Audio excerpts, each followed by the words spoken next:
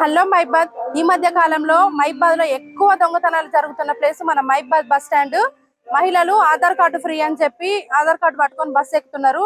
ఇది ఎట్లా ఉందంటే కుంచెరెడ్ల కోసం కూలికి పోతే తూమడొడ్లు గొడ్లు మేసినట్టు అవుతుంది. మీకు మిగిలేదు 100-200 చూసుకుంటే లక్షల రూపాయల విలువైన బంగారం పోతుంది. రీసెంట్ గానే ఒక మహిళది 3 తులాల పుస్తలు తాడిపోయింది. దాని విలువ ఇప్పుడు బంగారం రేట్ ఎంత ఉంది? 1,70,000.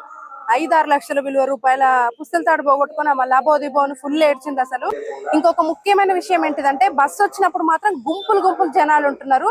బస్సు ఎక్కినాక చూస్తే 5-10 మంది కూడా ఉండట్లేరు. మిగతా వాళ్ళందరూ ఎవరు?